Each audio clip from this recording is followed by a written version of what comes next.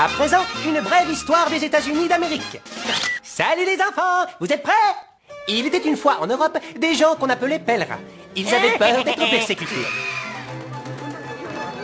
Alors, ils voguèrent vers le Nouveau Monde pour ne plus jamais avoir peur. Oh, comme je suis détendu! Oh, je me sens drôle, va bien! Mais dès leur arrivée, ils furent accueillis par des sauvages et à nouveau ils eurent peur.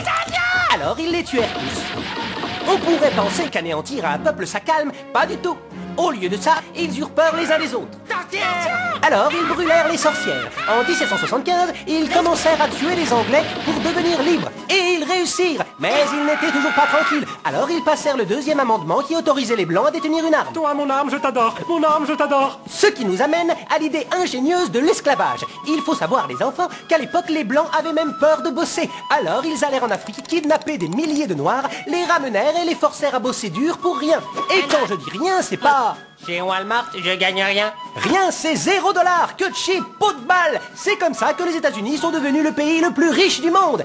Est-ce que tout ce pognon et ce travail gratos, ça a calmé les Blancs? Sûrement pas. Ils eurent encore plus peur. Parce qu'après 200 ans d'esclavage, il y avait plus de Noirs que de Blancs dans le Sud. La suite est facile à deviner. Les esclaves se rebellèrent et commencèrent à trancher la tête de leur maître. Les Blancs flippaient complètement et disaient « Je veux vivre, ne me tue pas, grand homme noir !» Samuel Colt tomba à pic en 1836 avec son arme qui tirait plusieurs coups sans qu'on ait à la recharger.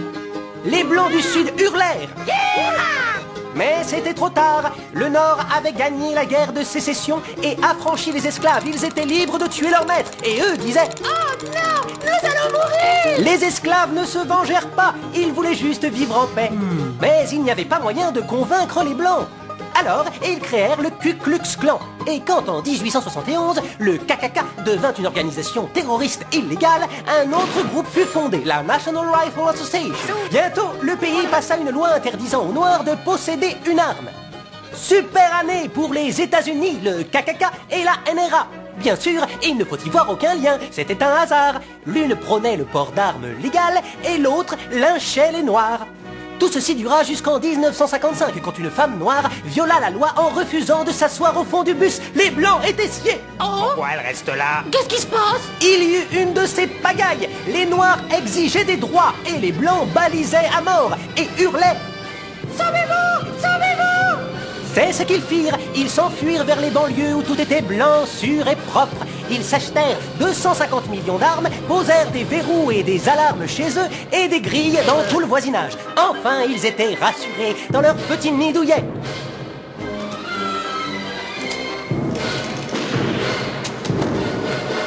Et ils vécurent heureux jusqu'à la fin des temps.